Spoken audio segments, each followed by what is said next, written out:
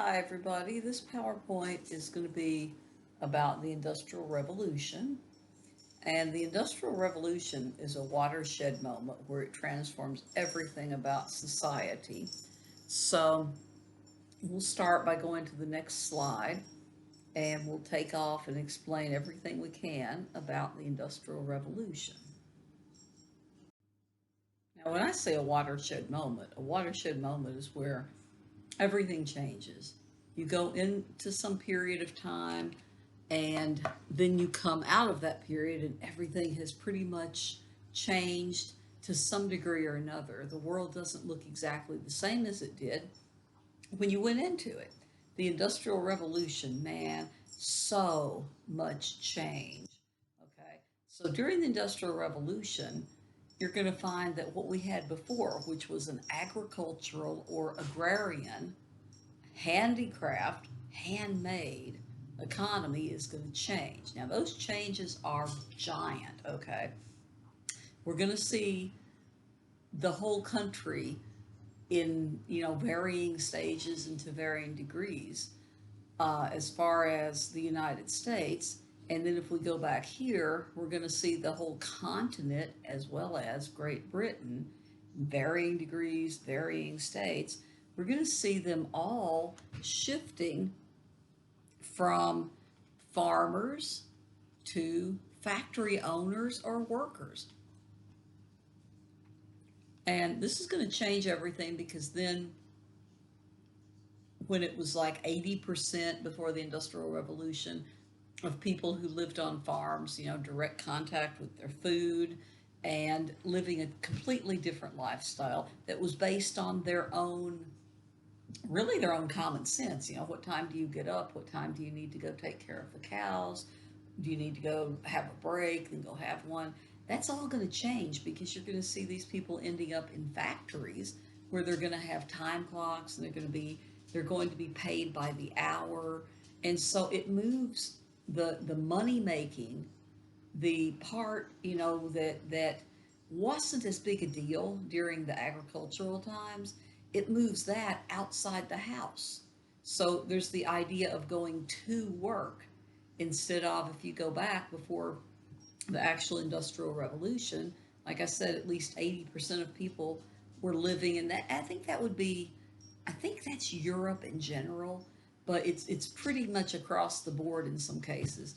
But you're going to see a large, overwhelming number of people living on farms. And so they weren't used to what was coming. Now, what was coming to make the changes was machinery. Okay.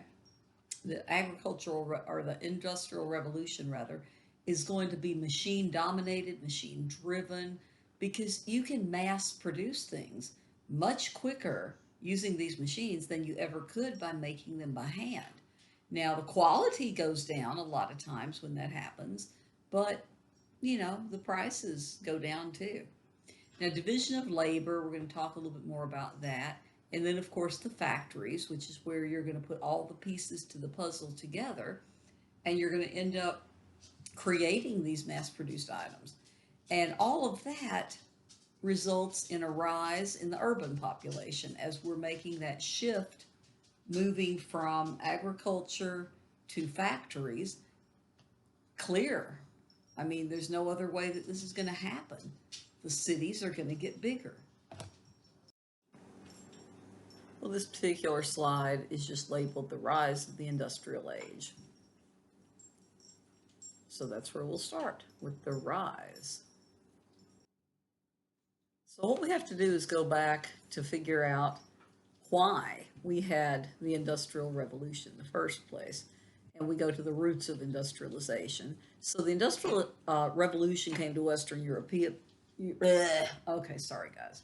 Western Europe because Western Europe was wealthy overall. They were more agriculturally efficient with land, capital, labor than some other countries, in the East and so on, like Russia.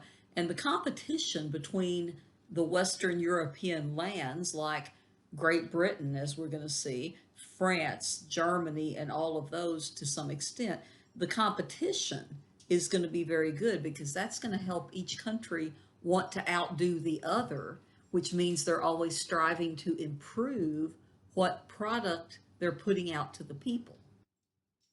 One of the reasons why we have this industrial revolution also is not just the wealth and competition, but we have this population boom, okay? So the question is, why do we have this boom? Well, what has happened is in that time period, when you get people finding out, and we're talking at this point, we're talking the late 1700s, we're talking the Enlightenment era, right? This is where we have a lot of people becoming more educated, at least in the what we would call today maybe middle class is a little bit more well educated than they had been.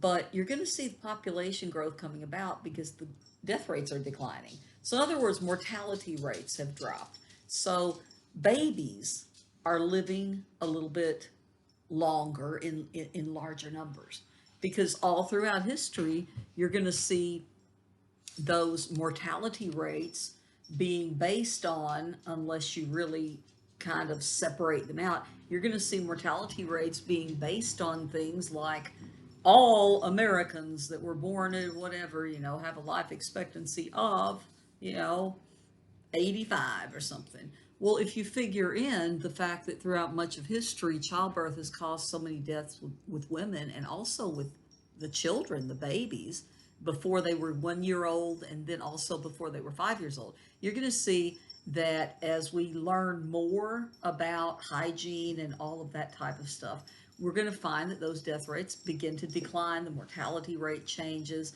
life expectancy goes up a little bit at a time for your average person. And as I always say, some people always throughout history, there's going to be some that lived to ripe old ages. But you and me, if we were just regular peasants, we're just the hard workers, we're just the people of the soil or whatever. It depends, depends on a lot on our diet. It depends on what kind of exercise, which we're not going to the gym. We're actually out there working with our bodies and our hands. So a lot of times in history, you're going to see that the wealthy people had access to more food, better food. And see, by the time we get here to the Enlightenment era, we start to see the access to better, safer, more plentiful, different kinds of food. That's kind of spread out a little bit more, not just the very upper class, like remember Louis the 14th or somebody. This is going to spread out more so to what we call the middle class, okay? And the better food you eat, the more different kinds of food and all of that contributes to your health to this day. So again, going back to the roots of industrialization, we've got a revolution within a revolution. That happens a lot because we tend to overuse the word revolution.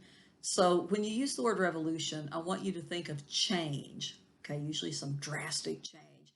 Now, sometimes our revolutions can be violent, violent overthrows like the American Revolution or the French Revolution or whatever. Sometimes, though, it's a revolution which just means a lot of change because of maybe discoveries or maybe inventions or something, that the people have figured out works better for them. Okay. You're going to see revolution again overused sometimes.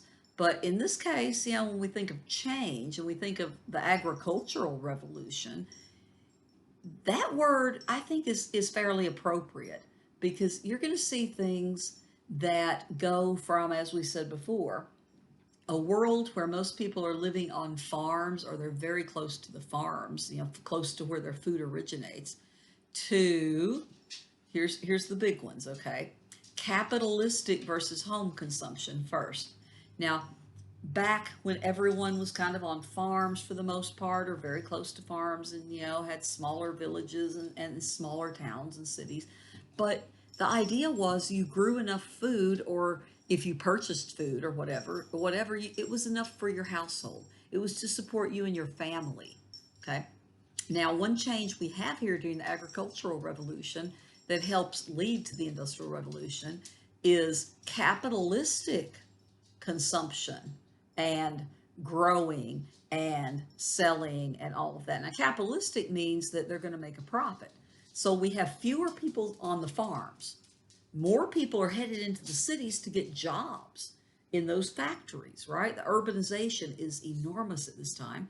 So capitalism has already entered the picture, and the main thing about capitalism in this situation is profit. So instead of just growing enough food for your own family, okay, instead of just having enough for you, you're going to grow extra food and you're going to sell it. Now, who are you selling it to? Well, the people who are no longer farmers, okay? You just sell it to the people who are going to be working in the cities and the factories and stuff. And so there's a whole process that they're going to go through to figure out how to have a supply chain to get the food from the farms into the cities and so on. So again, in many ways, this is the beginning of our, really seed of the beginning of our modern way of being removed in many cases from where our food originated. Okay, a lot of people, ask a kid, hey, where does food come from? One of the jokes is like, kid will say, oh, the grocery store. Well, again, we know there's a lot more to it.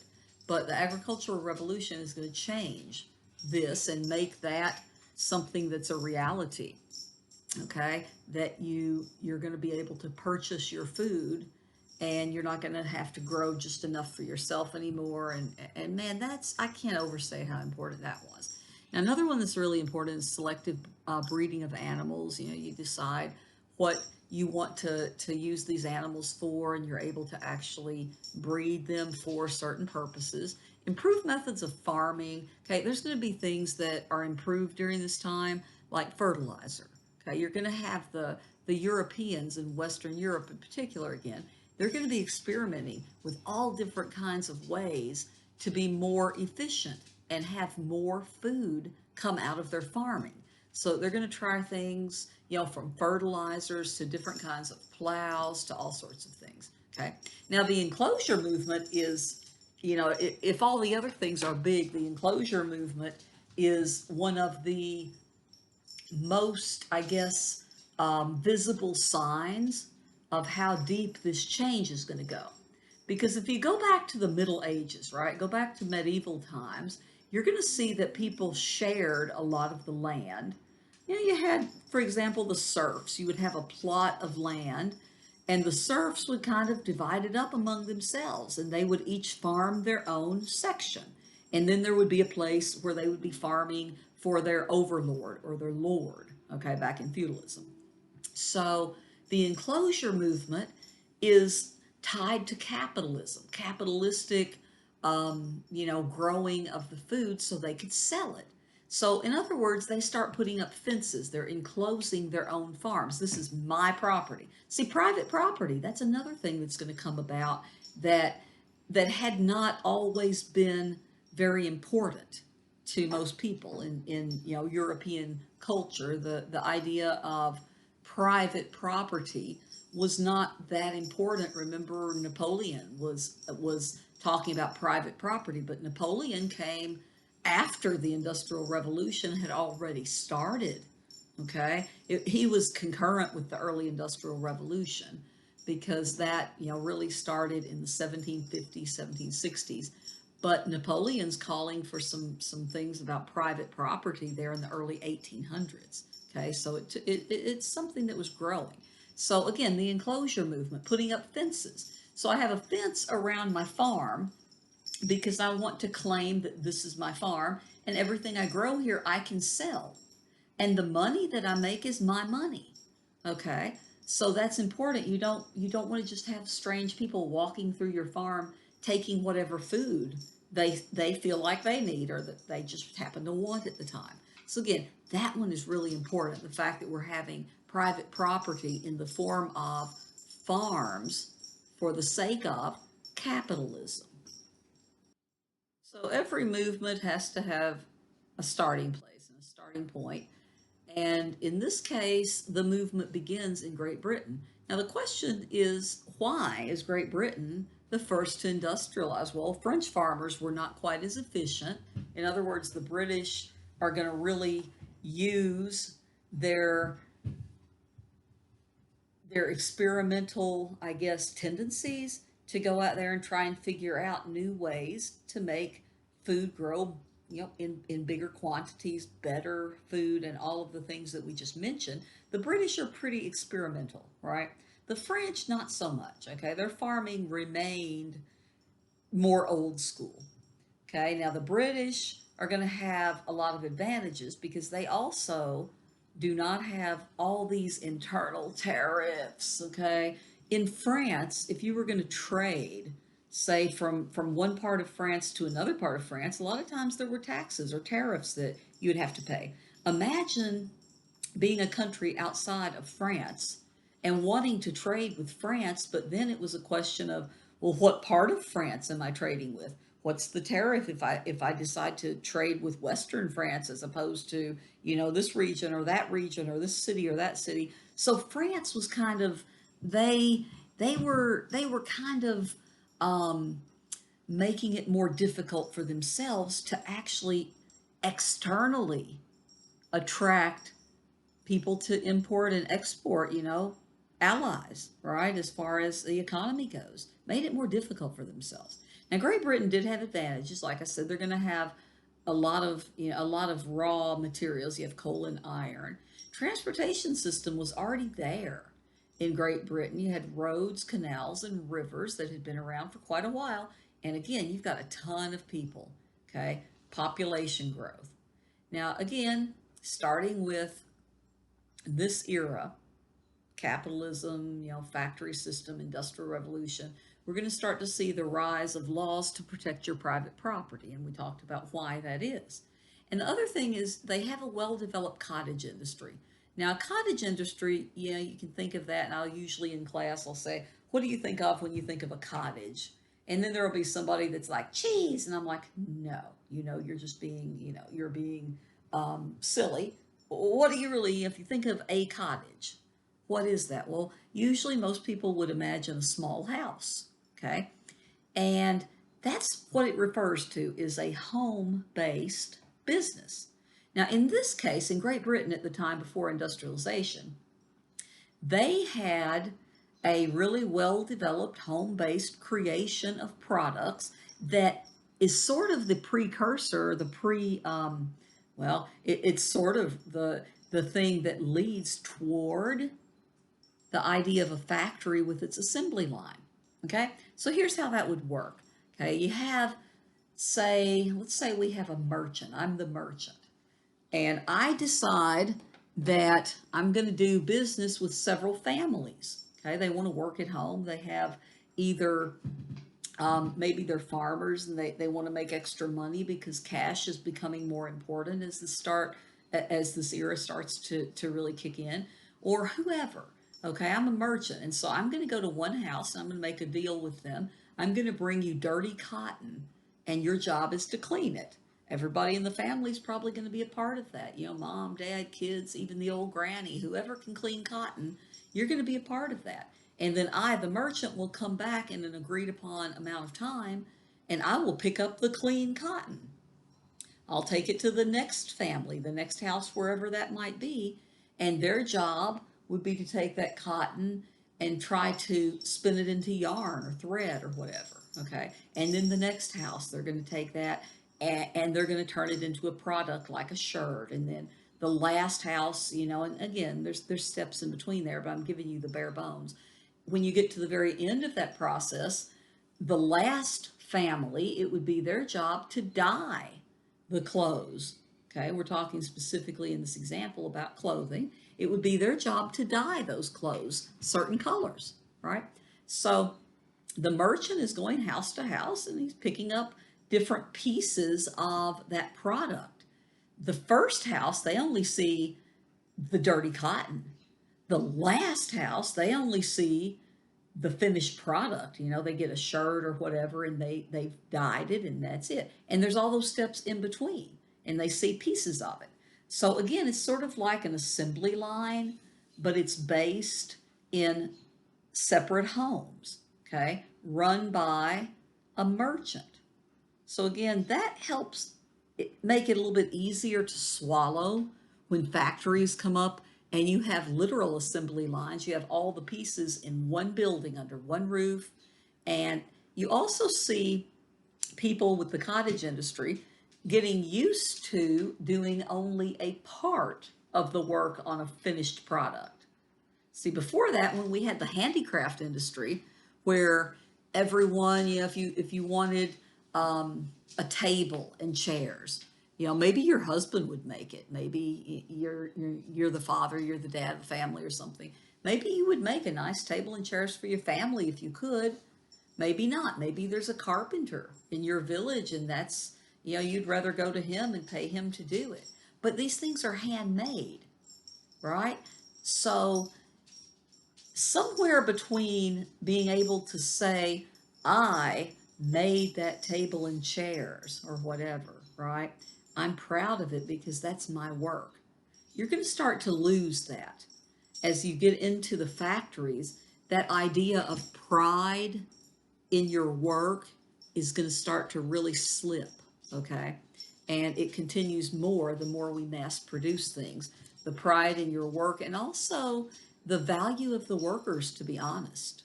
It starts to. So now let's briefly mention the changes in technology, because this is all part two of the bigger picture of the Industrial Revolution's inception.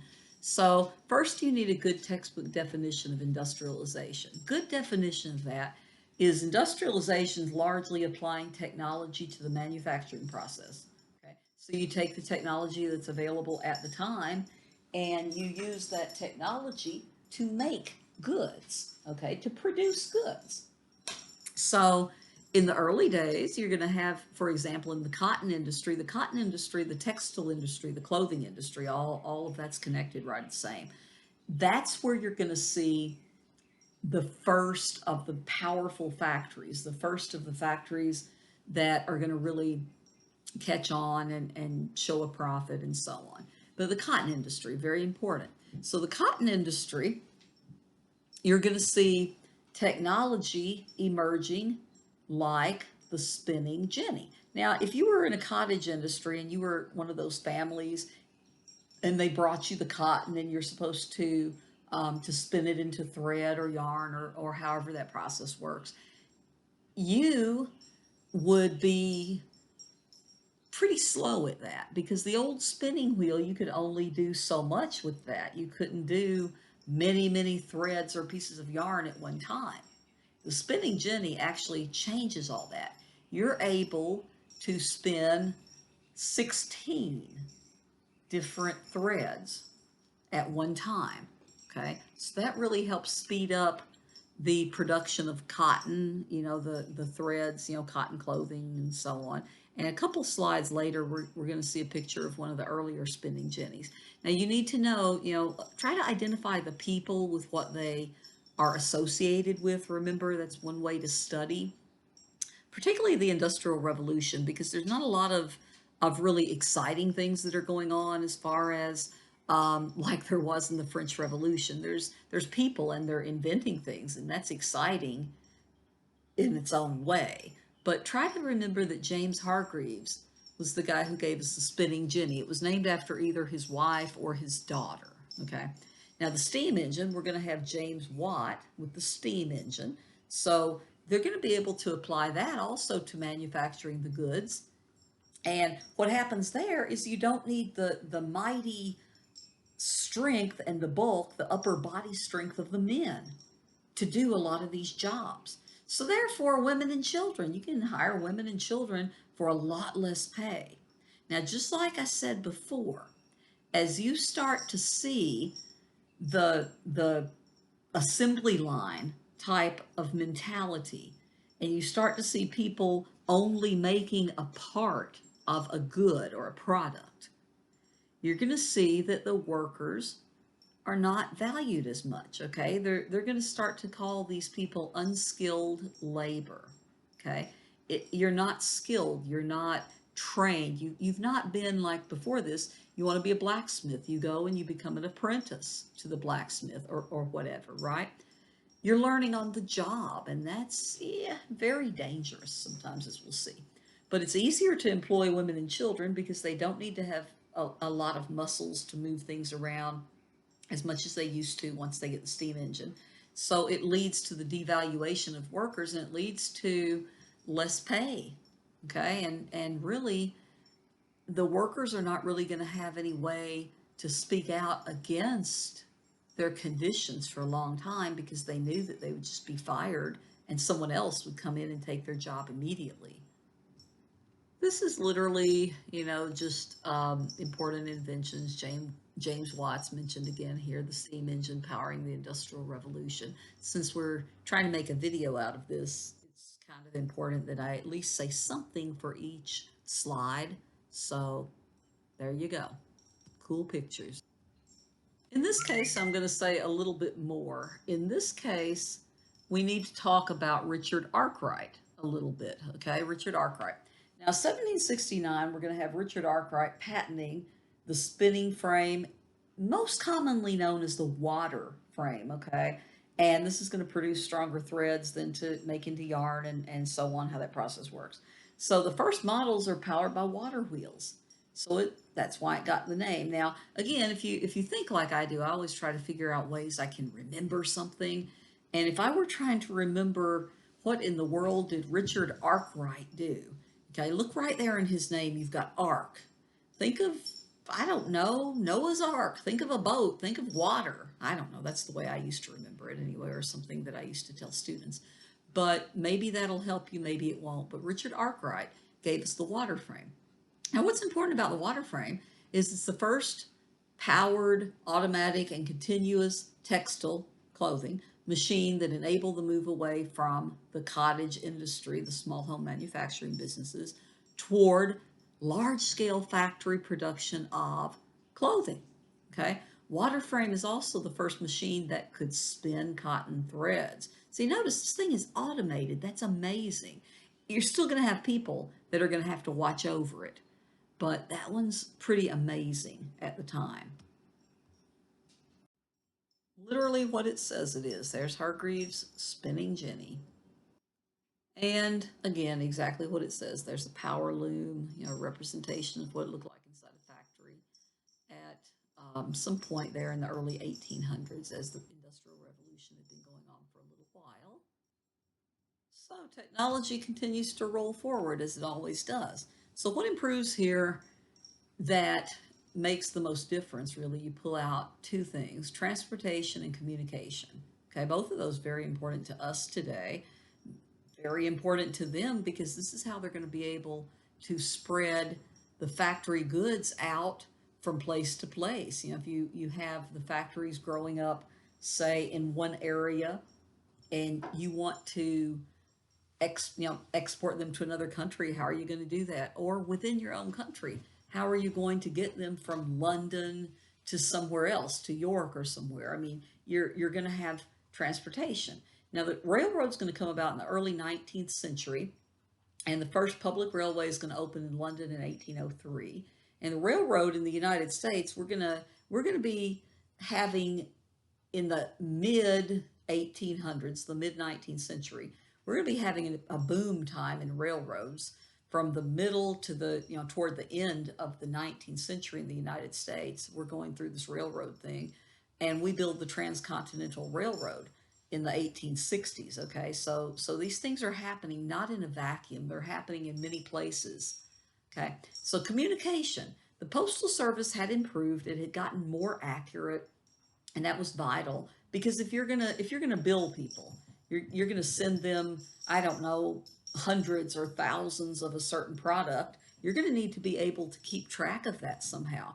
The Postal Service is one way, and also when we finally get telegraphs in the 1820s, 1830s, we see that it began in Great Britain, and it changed from there, as things always do, where you have the beginnings, you have kind of, well, we think that this would be a good idea, and then you have a lot of different people working on it. Well, the telegraph system, when we're able to telegraph people almost in real time, you could say, okay, well, I put in an order for this many of that product, but I actually need more. You had a much more quick way to communicate with them. Now, again, that's going to take a while before the telegraph system is going to be fully functional in many places and fully functional up to its capacity. But we are seeing the improvements. And again, just like today, every new improvement, every new piece of technology is going to lead someone to have another new idea that might lead to something else and something else. Society transformed. Alrighty, so one of the results here of industrialization, the factory system, and all that is going to be urbanization as people have to come into the cities to make a living. Again, cash, money is going to become more important than it ever has been in in the modernish time, the early modern period, and this time, modern times that we're talking about. Money is becoming important, like really important, because if you go back and say, for example, you look at the medieval times, your currency, so to speak, your wealth is land. Okay, it's basically land, and that's where you get your power and so on. Well, now it's changed over to actual money, and you're getting a lot of this money depending on if you stay on the farm or if you move into the cities. You're getting it in different ways. If you move into the cities and you end up in a factory, you're getting paid wages. Okay, you're also going to be getting paid wages if you're working, as we talked about with the French Revolution, if you're working for someone in a store, a shopkeeper or something like that, you're going to get paid by the hour or by the day or by the job. Okay, that's wages. So what happens is we have these people just rolling into the cities. Part of it is out in the countryside, the families are saying, we don't really need to have 7 sons here. Some of you probably need to go somewhere else. I mean, we don't need all of you. And part of that's technological. There's going to be all kinds of improvements that makes it a lot easier for fewer people to farm the same amount of land that they had once farmed. Okay, you won't need as many people. So a lot of the guys are going to go off, leave home, go seek their fortune, their own lives, or whatever in the cities. Now, what we see here is that the government efforts to control the crime rate, for example, don't really work. When something comes at you that fast, it's really hard to get ahead of it. So we start to see the rise of segregated cities. Now, to us as 21st century people, we hear the word segregation and we immediately think, as 21st century Americans in particular, we immediately think black and white. Well, that's not what we're talking about at all. Okay, not at all. We're talking about over in Great Britain, the fact that the owners and the the overseers, the foremen, or whatever, the guys, the managers, the ones that had more power, had different type of jobs that were above just the floor workers that were working on the machines. They don't want to live in the same neighborhood, or they don't want to live close to their employees. Okay, and especially you go up to the top and you have the owners, the ones who have stock eventually, or the ones who started these factories and so on. And you're going to see they don't want to live close to their employees. Now, what happens though is they'll go off and they'll have a certain area in the city and they will build really nice places. Now, does any of this sound familiar? Because a lot of times you see the same exact thing today in most cities. You're going to have some really nice areas and some gated communities and so on. And you're going to have other communities that are not quite maybe, safe, sanitary. It just, you can see poverty, just pure poverty. So the urban poor, the poor in the cities at this time, they're going to have some very difficult days. Okay, they're going to be spending their days sometimes as much as 16 hours a day at the factory if they're factory workers, and then they're going to come home and the conditions are horrific. Okay, you're not going to be able to, for example, you're not going to be able to come home and say, well, I want to go immediately to bed because I'm exhausted. Because a lot of times you had several families sharing, say, a 2-room apartment. Okay, families. And sometimes, I mean, the conditions were so bad that you had people families or whoever, pieces of families, whatever group, they had to sleep in shifts because there wasn't enough room for all of them to be in the apartment at the same time. Okay, so it was crazy in the urban poor conditions. I have a picture on there, but again, remember you don't have running water. You're not going to have, of course, indoor plumbing. You're going to be without, hygiene. It's just going to be worse than any of us could probably imagine, considering the time we live in today and the expectations we have for certain things. When it comes to social structure, some of this is going to sound a little bit familiar because we talked about some of these things, particularly with France, right, with the pre-French Revolutionary era. So, social structure changes. You're going to see the bourgeoisie. Remember, we mentioned those guys, the bourgeoisie, the middle class, right? You're going to see that the wealthiest of those are going to be bankers and factory owners and merchants and doctors. Remember, these are the guys that are usually going to employ some of the working class, like the shopkeeper, right? He's going to be employed by the merchant and so on. The factory workers, the ones on the floor, are going to be employed by the factory owners and so on. So the bourgeoisie is going to grow. And what happens is the same thing we already talked about in France. There's going to be a struggle between the bourgeoisie and the nobility or the aristocracy for prestige. Same exact thing. Why is it that people look up to you, nobility, because of your name, your birth, whatever? You had no part in that. What in the world, look at me. I'm a doctor. I've worked hard to get here. I've worked hard for everything I have. So there's the struggle with the aristocracy for prestige. Now, the middle class, you sometimes hear, or maybe you have heard, maybe you haven't, but maybe you have. Sometimes you've heard of what they used to call the Protestant work ethic, or sometimes you'd hear about middle class work ethic. Well, the work ethic is a part of the characteristics of what made the middle class so great, in Europe as well as in the United States, right? Because the middle class is going to be largely characterized by hard work. Okay. We have a lot of people today that do want to work hard, and then of course we have those that don't. We have thrift. Now that's a harder one for modern people, basically saving. Don't buy something if you can't afford to pay for it. Don't put it on credit. Thrift. Try to save up, the old saying, save something for a rainy day. And ambition, the drive, the will to get ahead, the will to do something that matters, right? Something, whether it's to provide a better life for your children or whatever. So the bourgeoisie, the middle class, is going to be characterized by hard work, thrift, ambition, and they're struggling with the aristocracy because they don't get as much respect. So again, just like the French Revolution, we've got our wage workers. But as the Industrial Revolution comes blasting in, you're going to see that the wage workers are going to be split into these two main categories. Now, we do have skilled workers that are working for wages. These are going to be the guys like I mentioned, a blacksmith or a carpenter, someone who has actually gained a skill, usually by becoming an apprentice, and then you can become a journeyman, and you can become a master carpenter yourself or whatever. Okay, so we do have those guys, and they are being hired for the job or by the day or by the hour or whatever.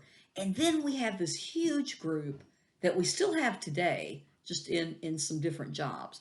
We have the unskilled workers. Now, they're the ones that are not going to have a lot of bargaining power. When we talk about, in American history in particular, we spend quite a bit of time in American history on the rise of the labor union, because that was a bloody fight for a long time. But the problem is, if you don't have something that makes you hard to replace, then the bosses are going to be quick to replace you if they want to.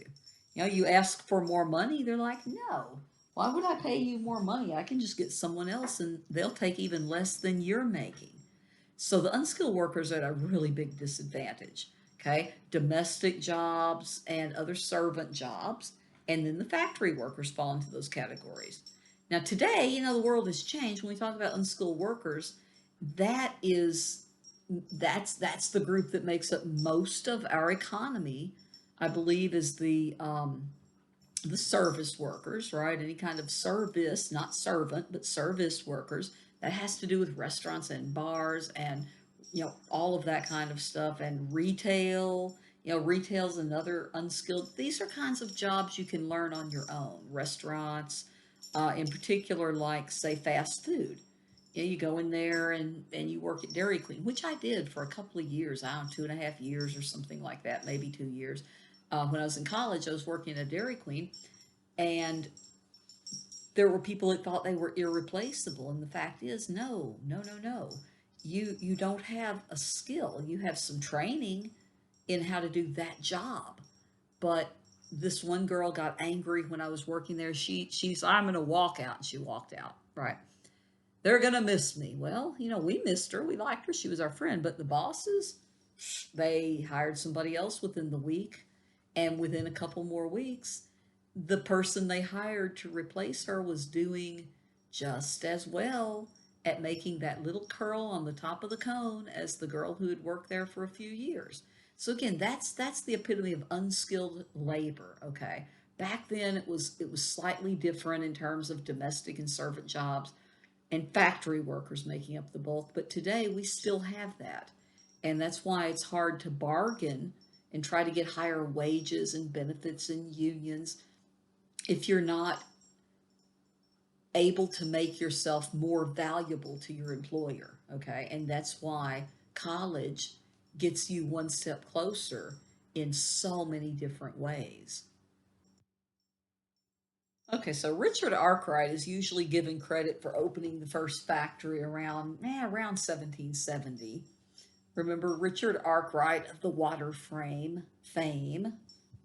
And once we see the factory system moving, we're going to have to look at the way these people lived at this time and be, as I always am, thankful that I live in the time where we live.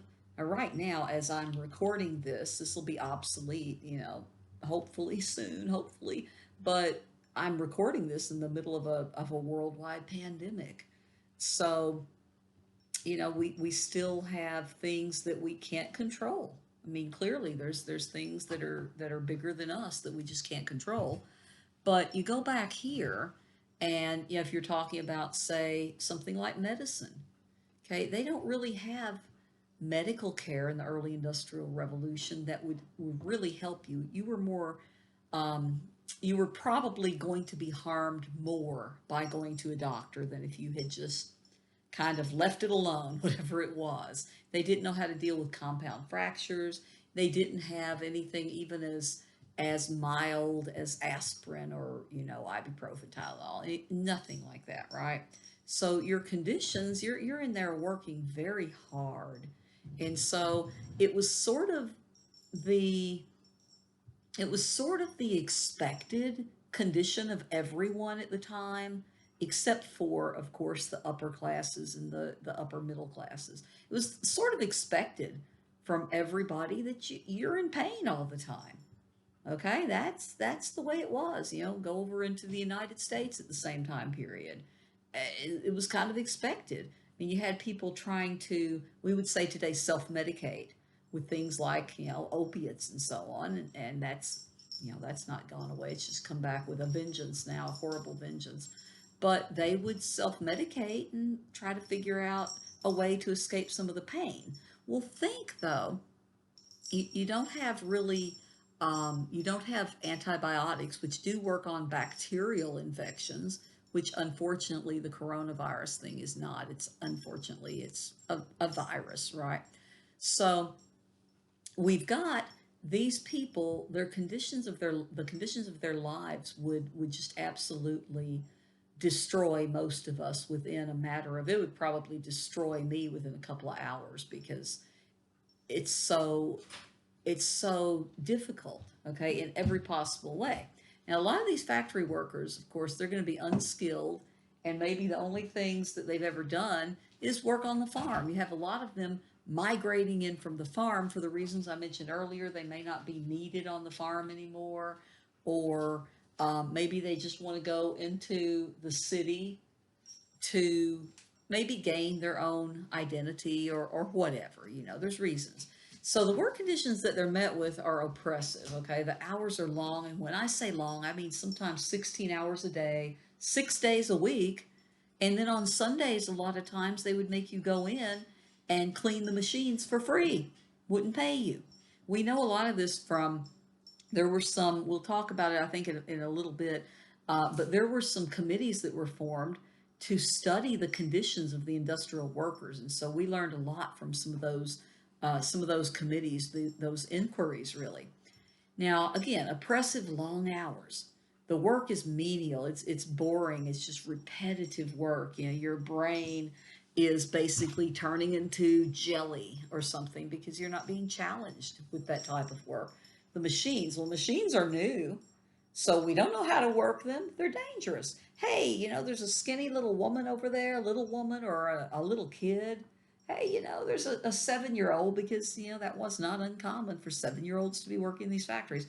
7-year-old kid, hey, little dude, something's wrong with that machine. Why don't you climb inside the machine and see what's wrong with it?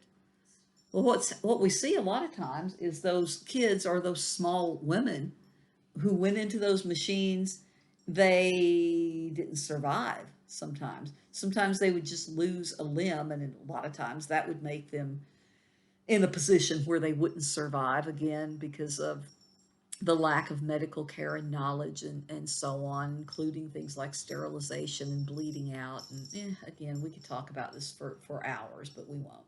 Also, you had the work itself was just really filthy. The factories were unventilated. You're breathing in all of those things into your lungs. Whatever's flying around, floating around in the air from whatever products you're working on, it's going right into your lungs.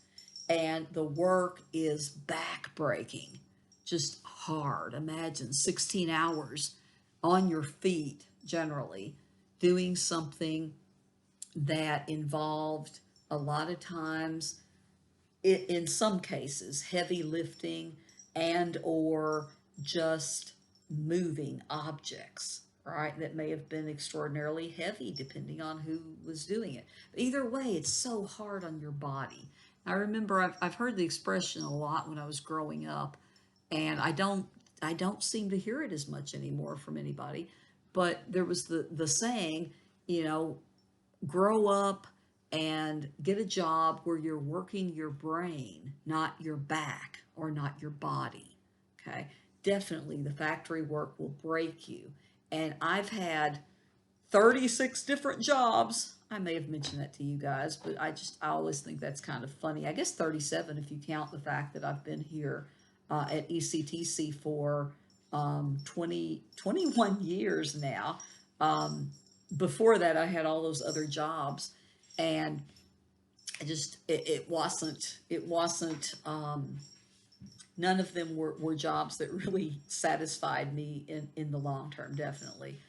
But one of the things I always think about is I'm working my brain, and I have been very thankful that I've never had to work in a factory. That's one thing that I've never done. I've done almost everything else except for a factory.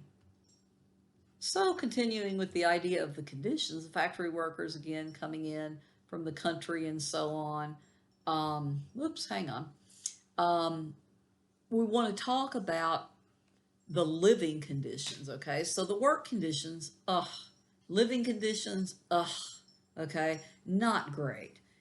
Crowded, filthy. I told you sometimes you had several families sharing maybe a 2-room apartment or something. No running water, no bathrooms, just horrible. Okay, you're going to have your social life, if you have any time and energy for that. It's very, very little usually, but you would spend it with your family or maybe at the pub. Now remember, a pub we think of as a bar today, but a pub at the time was a public inn.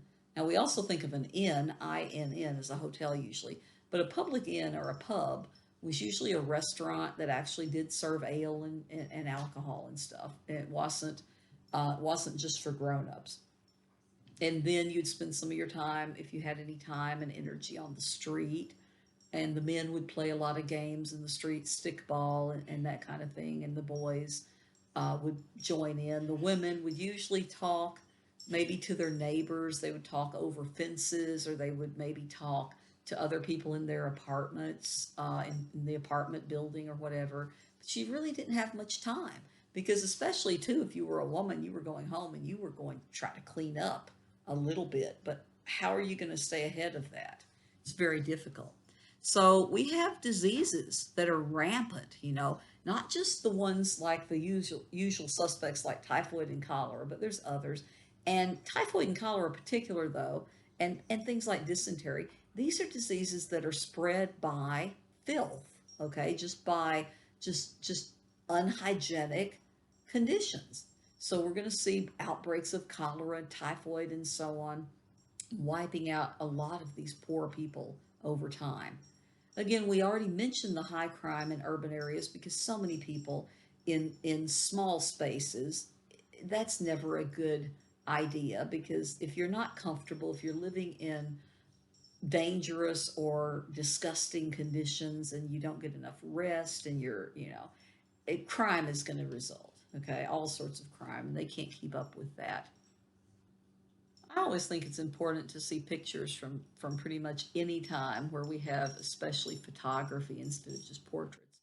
But here you see the faces of child labor, and again, I always go and look for pictures from certain time periods. And one of my students one time said something that I never forgot.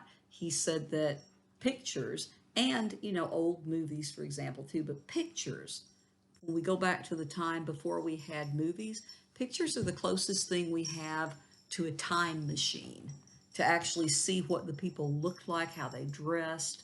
Yeah, and you can look at them and you can tell a lot about them sometimes. So we're going to look at child labor in a little bit more detail as well.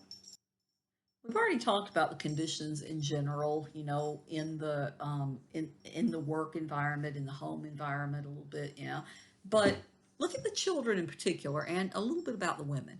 So education is not required in those days. So you would have people going to work, kids going to work as early as maybe age 5, 7, like I said before, was not uncommon, and work. I mean, that was their childhood. Okay, the conditions were terrible. And I am going to post, and please, if you don't see it posted pretty soon, again, this is Thursday night, March 26th. I'm working on this narration right now.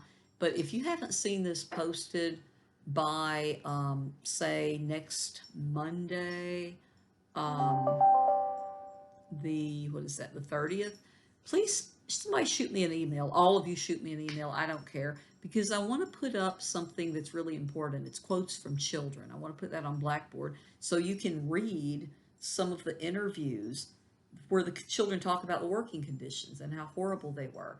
And they would talk about going in at 5 in the morning and working until 9 p.m. Okay, 5 a.m. to 9 p.m. And they barely had breaks. They had to eat standing up. The food was not good. It was not plentiful. It was not nourishing. The women have, again, the conditions we already mentioned in the factories. I didn't mention yet, though, a lot of women are going to be, they're going to be abused physically by the men, and so are the children for that matter, come to think of it. Besides just telling them to crawl in the machines and see what's going on, you're going to have, say, if a kid, there was one kid that talked about if you fell asleep, they had a barrel over in the corner full of water, and they would pick the boy up by his feet and dunk him headfirst into the barrel of water, sit him down, and he would be awake, if he was just too tired to stay awake. I mean, can you even imagine today? Can you imagine? I have a 12-year-old. I can't imagine him work. He's having a hard enough time being here on basically house arrest or whatever, while we're trying to socially isolate. He's having a hard enough time getting his homework done that's from the school. and the child has been working on it off and on all day, and it's almost 9 o'clock at night. Holy cow, can you imagine him holding down a job? It's crazy. So these kids, now a difference though, you have to know. A difference back then, hang on, I had to take a drink.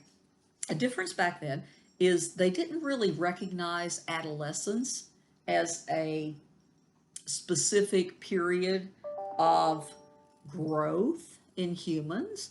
They didn't really understand that, and they didn't think that adolescence, this is, as we know today, this is as you're going from being a child to an adult. But there's that period in between where you're not quite a child, but you're not quite an adult. Adolescence, right? Probably one of the hardest things in terms of stages of our lives. Probably one of the hardest things that most of us went through is going to be adolescence. So back in these days, until around, around about, I want to say it was the around 1900, about the turn of the 20th century, you're going to see children expected to act like little adults. Okay, you're short, but you're expected to know the same kind of things emotionally and so, as a grown-up does, without the experience, without the development, without, as we know today, the prefrontal cortex, the part that makes decisions. All of that stuff is not present, but they treated you like you were just a short grown-up. Okay, so the child labor, I mean, again, thinking of the children the way they did, and they don't tend to spoil their children a lot of times, even in the upper class families. Sometimes you would see variations of that, but they kind of were expected to be, as the old saying goes, seen and not heard, right? Now women again, they're going to be exploited by a lot of the overseers, a lot of the factory managers, owners, and so on. Because if you're working at a factory, a lot of times a family would work at the same factory. So you'd have the mom, the dad, the kids, the granny if she was able, whatever, because we always had more of an extended family back then. But you would have all of them maybe working at the same factory. So you might have an overseer that would take a quote liking, end quote, to some woman, and he would try to have her sleep with him, and he would pressure her, and he would just make her life horrible. And at some point, some of these guys would either rape the women, or they would threaten them. They would say, look, if you don't sleep with me, I'm going to fire your entire family, or I'm going to fire your husband, and I'm going to tell him that you slept with me anyway, so you might as well do it. There's all kinds of stories like that out there. So, and as I mentioned before, we already talked about the life outside the factory, but the women and children are also making a fraction of what the men make in terms of wages to work in these factories at that time. I'm going to post you some things. As I said, please remember, send me an email if it's not posted by next. So, the impact of the Industrial Revolution. A revelation. Lord, you guys, I'm getting I'm getting tired. Oh, Jarrett, if you're editing this, you can edit that out. Feel free. But anyway, I say worse in class when I'm like tired. Okay, the impact of the Industrial Revolution. There you go. So the impact is going to be that Great Britain started a lot of this stuff, and then the other countries are going to see what Great Britain's doing, and there's going to be that competition we mentioned before. And so the technology is going to spread over to the continent, where we have France and Germany and Spain and all the others. And the other countries are going to start copying what Great Britain did and then changing it, making it better. This is where I always want people to know that competition is a good thing. Okay, we need competition. We don't need to fear competing with people. It makes us better. And this is one example, perfect example. So what impact did it have on certain countries? Well, France, they're going to copy a lot of England's technology. One thing that France is behind on, though, is they don't have the great population boom that Great Britain had. That was something that just didn't make it to France. Therefore, they didn't have as much demand for goods. Because remember, if you have a population growth, population boom, we can call it, right? If you have a lot more people, you're creating not only workers, you're not only creating labor, you're creating consumers who will buy those goods. So there's not as much demand for goods, and the labor pool is not as large in France as it was in Great Britain. Okay, so France had less access to international markets. You know, the British Empire was pretty big, and France was, you know, more concentrated within their own country. So they're not going to spread out as much, and so Great Britain is going to become known as the workshop of the world. Okay, they're going to be very much deserving of that title. Most farmers are going to remain, at least for quite a while, on their farms in France, longer than they did in Great Britain. So the cities aren't going to grow as fast. So, you know, if you had to say, okay, difference between England or Great Britain and France in terms of the Industrial Revolution, simple line at the bottom: the Industrial Revolution was more gradual in France than it was in Great Britain. So the German states, remember, there's not going to be a Germany until 1871 at the end of the Franco-Prussian War, the French and the Prussians. It's going to be the third war of unification that was fought to bring the German states together, and we'll talk about that when we get to it. But the German states are going to have, there's about, what, 39, I think, independent, but kind of dependent on each other, loosely allied or whatever, German states. And they're going to be closer to Great Britain's experience in the ways of population growth. And then, because of the population growth, large demand and the large labor pool. Okay. But the German states, again, not being unified, being, you know, again, independent, allied, et cetera, et cetera. There's going to be barriers to industrialization, just like I said about the French when they had all those internal tariffs. I mean, if you're gonna try to trade with Prussia, you're gonna have different rules probably to follow than if you were gonna try to trade with Saxony or Bavaria or anything else, right? So what's Germany's barriers to industry? Well, besides, like I said, there were the I believe it was around 39 states, more than 30, and they had different laws and regulations and, you know, tariffs and all kinds of stuff that you would have to deal with in order to trade. So that was a big problem. But look at this. This is interesting. Okay, serfdom. Serfdom is a medieval thing, right? Serfdom is where you have feudalism. And if you haven't taken History 104 and you don't know much about feudalism, again, I've tried to kind of throw in little pieces of that every once in a while in class, um, and even on here a little bit. But feudalism was what came about, remember, after the fall of the Roman Empire, and it's really going to shape the entire Middle Ages. And everyone has their place. Everyone knows who they are superior to, and they also know who are their inferiors. And you kind of you have at the very bottom of this, pretty much, you have the serfs. The serfs were not exactly slaves. The serfs were like slaves in the sense that, you know, they were doing work for their lord. Okay, the lord of the manor, the guy that controlled a certain part of a region. But the serfs also had rights, which is not something that you see if you think of American slavery. The serfs were bound to their land, okay? You're going to be bound to that land. Your lord, nobody, whoever it is, they cannot sell you away from that land. That is not something that would happen under feudalism. So the serfs were guaranteed that they would not be separated from their family and all of that. Okay, so they did have rights.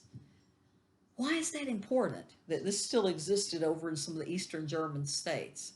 Well, because if the serfs are still bound to their land and they are going to stay in that land for the rest of their lives, then they're not going to be able to go and move to the cities and try to find a different life if they so chose, right? So think of that. Okay, that's going to be a big barrier because you do have serfs, and you're going to have serfdom much later, even still in Russia, for that matter. You have serfdom going on in Russia too. Now there were in the German states there were really no large international ties. They hadn't been big colonizers or explorers and so on. So again, kind of like France, they focused a lot internally because of these barriers and so on, other conditions that were largely of their own making. We're going to talk briefly about two guys that really wanted to clean up, well, England, okay, London in particular. But, under important people of the Industrial Revolution, we've got to bring up Robert Peel. Now, Robert Peel had a lot of different titles that he had held during his lifetime, and um, he was in different different offices and varying degrees of influence at different times. But what I want you to know about Robert Peel is he has the idea that he wants to clean up London. Now, by clean up, in this situation, I mean the criminal element. He wants to stop the criminals, okay? So we don't have metropolitan police forces at that time, which is interesting. London's a big city, and you would think they would have a police force. Well, no, not exactly. So Robert Peel, he had already tried kind of a what we might call today a beta version of this, and he decided to try it in London. So the early bobbies, as they're called today, or peelers, as they were called back then, are going to hit the streets in 1829, about 1,000 of them. Now, again, his name is Robert Peel, okay? Not Peeler. His name is Robert Peel. But they get the name Peelers, the first, group that hits the streets, from his last name. Now today they call them bobbies, and that comes from the diminutive, from Robert comes Bob or Bobby. Okay, so that's where that comes from. Anyway, they hit the streets in 1829. Now their uniform, well, their uniform was blue, which is important to them because they wanted these guys who were going to be the law keepers to be trustworthy, for the people to trust them. That was very important to them because if they saw the military coming, people are scared when you see military walking around just, with guns and in your town. That's pretty off-putting and kind of scary. So they picked blue for those uniforms. Now, the reason they picked blue, the military in Great Britain uses red. If you look at Prince William, Prince Harry, today, if you look at pictures of them when they were in the service and whatever, you look back and you go to the American Revolution, the redcoats are coming, okay? So they're picking specifically not red, okay? Now, the rules to be a peeler, a law enforcement man, the rules to be a peeler, you basically had to be 6 feet tall, or at least very close to 6 feet tall. You had to have never gotten in any trouble, and you had to have a really good reputation. Okay. The rules also were a little bit strict because you lived in barracks with the other men, the other peelers, and you had to wear your uniform 24/7 when you were on duty, and you were on duty, most of the time. You got 5 days off a year. 5 days off a year. Okay, you're not getting weekends off. You're not getting every Monday off. You got 5 days off in the whole year, for heaven's sake. And when you were in public, I'm not saying you had to sleep in your uniform, okay? Let me back that up. But when you were on duty and you were in public, or even if you were not on duty and you were in public, you had to wear your uniform. And that was also a means of trust because they didn't want people to think, well, these police officers, these sneaky bobbies, or, well, peelers, they're going to be coming around spying on us, and we're not going to know that they're a member of that police force. We're not going to know that. Well, Robert Peel was very adamant about making sure that they were transparent. And to him, it was important that you could tell they were Bobbies. And that's why they had to wear their uniform. They couldn't, be sneaking up on someone and overhearing their conversations and, oh my goodness, I didn't know he was a police officer. No, there was none of that. Okay. So you had some other weird rules. I mean, they had to ask their commanding officer before they could get married. Okay. It's very much a military situation in some ways. But these guys are going to obviously love the idea of law enforcement. They're going to love their jobs because, again, the work schedule is just pretty much all the time. And your pay was about a pound, okay, British, about a pound a week. Now I looked that up one time, several years ago, and it came out to be about $150 a week. And I guess I don't remember how long it's been since I looked it up, but I know it's more than that now. But it's not going to be living wages by any stretch of the imagination. So these guys, that's why I say they really must have loved law enforcement because this was a really difficult job. Representation of the early peelers, and then a picture in the bottom right hand corner. Notice again the blue uniforms. Now check out the uniform though very carefully, and you're going to notice another couple of interesting things.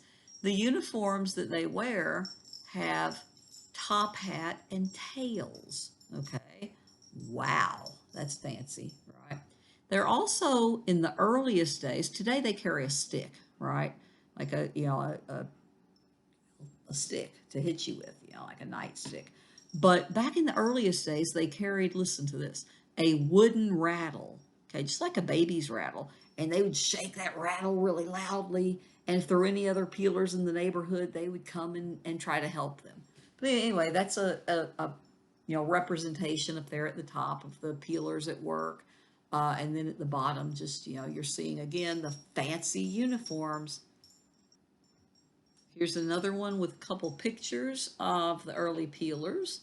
Again, the uniform and all that stands out. And again, I love pictures so much. But, you know, there's not much to say about it. That's what it is. It's pictures from that time period. And I'm noticing, I've had this slide for a long time. Am I noticing on the bottom right down there, am I noticing that there are two black men as peelers? Huh. I don't know why I never noticed that before. Hmm. I don't know. I don't know. I have no idea if that's a thing or not. I may have to look that up. Anyway,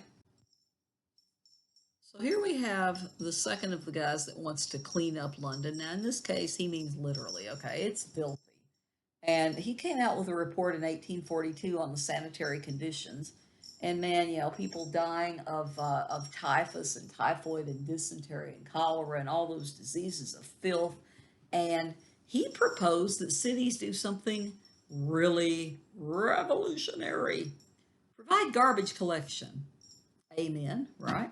Run water pipes and build sewers. Well, I'm clapping for him. Yes, that's what we need, right? Well, you took that to the people. And this is probably going to surprise you, but let me explain it. Okay, you took that out to the people, and a lot of the people in London, the businessmen in particular, were very much against running water pipes and building sewers. Now, one might think that they would like to have running water, flush toilets, not having to go out behind the building to go to the bathroom, either in, and this is disgusting, but either in like in apartment buildings, sometimes they would just dig a big hole in the back, like a kind of a long hole where people would go to the bathroom, or maybe they had outhouses if it wasn't too overrun. But either way, good grief, give me some running water. Now, is that because we're used to it? Yeah, Possibly. But he knew that the sanitary conditions needed improvement. And they weren't entirely sure yet about germ theory and what's causing these diseases. But I mean, the story was that when you would get close to London, miles away, you could smell London. It was so disgusting. And another thing, there's stories. I've read a lot of. I've read. I mostly um, I've read a ton of nonfiction. Actual biographies or actual history books and so on and so forth, which makes sense. But I used to read a series, this Owen Archer series, and it was about this medieval guy who, I don't know, is sort of like a medieval crime solver. But in that book, they talked about how every city you would go to, as you would approach it, it would have a certain smell, okay? And generally speaking, a pretty disgusting smell. Well, London, I mean, there's so many people there. And what are they doing with their garbage? Think about this, okay? What are they doing with their garbage? Well, what kind of garbage do they have? Do they have plastic? Do they have styrofoam takeout things? No. They have other kinds of garbage, food and leftovers and whatever, and just a lot of organic things that are going to be rotting out there, and anything you could think of at that time. The garbage was just laying out there on the streets, right? Now, you also have to think about the fact that they don't have the running water in this situation, because what they would do sometimes in the cities, you have like the apartments up there. And so you're a guy up there in an apartment, and you don't want to get up from your bed at night, and because you have to go potty, you're going to have to walk downstairs and whatever, how many floors, and you're going to have to go out back where they have dug a hole or there's an outhouse or whatever. Let your imagination go with that one. You don't want to do that. So a lot of guys, people had chamber pots. Okay, a chamber pot is basically, that was a pot that you could pee in, poop in if you needed to. And I don't know if you've ever heard that old saying, someone didn't have a pot to, piss in. So that was a real thing. They were talking about chamber pots. And the thing about that is, you'd wake up the next morning, you've used your chamber pot, and you're kind of nose blind to how terrible it smells in your room and in your house and in your city, maybe. But you would get up in the morning, and a lot of times you would dump that chamber pot right out your window. Okay, maybe you're up there on the third floor or something. And there's people walking down there on the streets. So one thing that came of that was it was a very chivalrous thing for a young man to walk closest to the road. Okay, it was better to keep the young lady or the woman closer to the building, because if someone happened to dump out a chamber pot, okay, it would more likely hit the man because he was more exposed out there on the edge, or closer to the road. Also, part of that also has to do with the man putting himself between the woman and the horses and all of the muck. And again, there's going to be horse poop all over the place. I mean, think about this. Anytime we want to romanticize these old-timey eras, as they say on my favorite podcast, Sawbones, anytime we want to go back and romanticize these eras, all I have to do is think about, people not brushing their teeth, taking baths very often, and pretty much living in filth in a lot of places. And I'm happy. I'm happy where we are, hoping that the pandemic ends soon. Okay, so with all of this information, Edwin Chadwick, went to Parliament, and he proposed all these things. And finally, in 1848, Parliament passes the Public Health Act. The cities had the authority to build the sewers. Well, why in the world did they have to go through all that? Why didn't they just say, okay, guys, business owners, we're going to fix you up with running water? Well, what happened was a lot of the business owners were very upset, because how long is it going to take you to put in them sewers? How long is it going to take you to dig up that ground? And how long is it going to take before I'm in business again? Okay. let's think about this. You're going to have running water, you're going to lose some business in the short term, but think of the long term. And so this is, this is an example where I believe, now again, don't quote me on this. I believe, I mean, the Public Health Act, I believe, is going to be taking over basically the idea of eminent domain. It's for the good of all. And so you are going to have to be inconvenienced while we dig under your building, and, the front of it's going to be closed off and whatever. And we kind of, I keep coming back to the pandemic because, ew, I mean, we're talking about disgusting, gross things. But um, like when we're hearing people talk about going ahead and hurrying up and opening things because of the economy, I understand. I totally understand that the economy is broken into pieces right now here in March of 2020, but it's going to be much more broken in pieces if we are not darn sure that we have got the R naught down to down to -10 or whatever, where we're not infecting each other. Because remember, don't forget this. I'm going to talk to you just like I'm in class. Don't forget that darn thing, that virus can spread before you have symptoms. So how in the world are they going to say, well, are they going to say, well, out here in Nebraska, there's not that many people that are sick. I mean, we don't know. So they not show any symptoms. Let's send them back to work. That's a recipe for disaster, you guys. I'm sorry. That is a recipe for disaster. We have no clue how many people in the United States are infected at the moment. We have no idea how many people are carriers. Danger to send us back, to get well. I mean, not that I'm not working, because I am. Much rather be with you guys, but to send us back out and ignore some of the things that we've been trying to do to keep from overwhelming the hospitals, to me, that is just plain stupid. Okay, sorry if anybody's offended by that, but my goodness, look at science. We're in the middle of something that no one alive has seen. Okay, now to end this, we're going to talk about here at the very end the depersonalization of the workers, and kind of just go through most of this we've already sort of mentioned.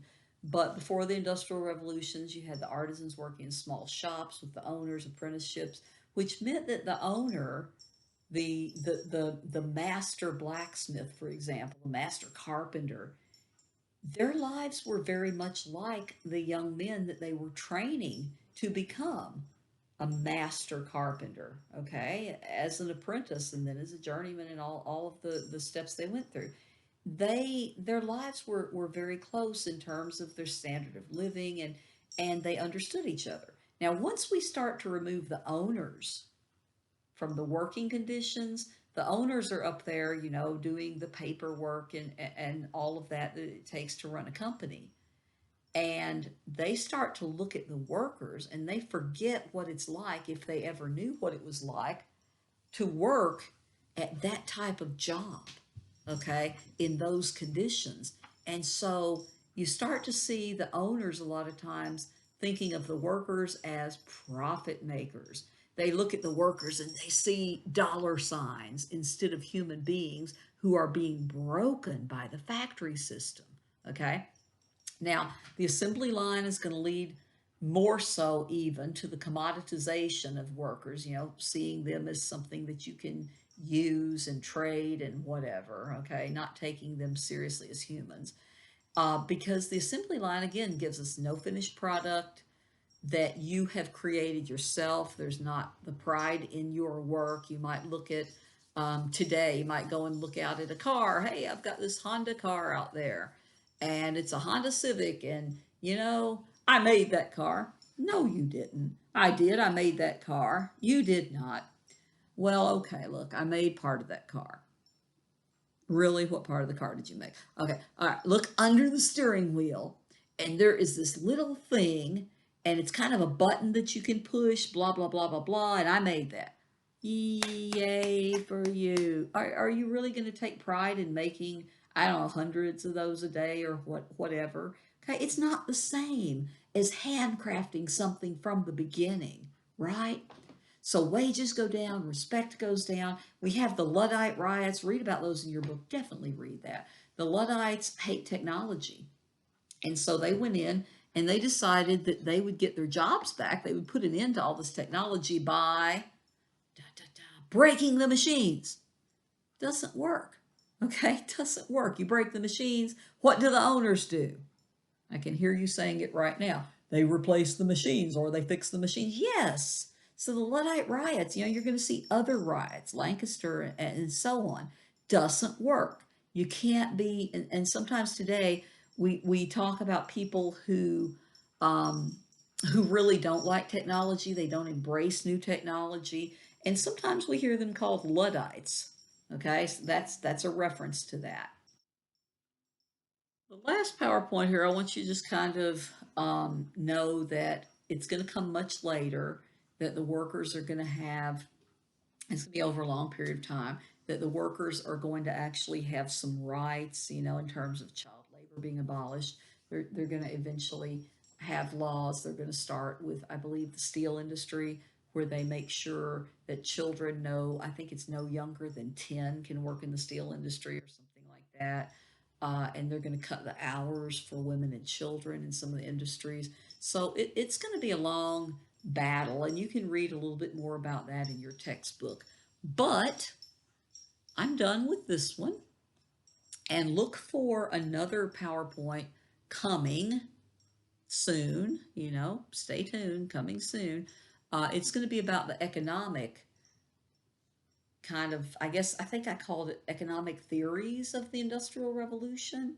So that'll be the next one that you'll be watching for, okay? And I'm gonna put up some quizzes for you guys, and we're gonna have all kinds of things to do that will keep you engaged. It's just been a slow starter, but I'm doing the best I can, and I know all of you are. So peace out, and see you in the next slide. Well, slideshow. Bye.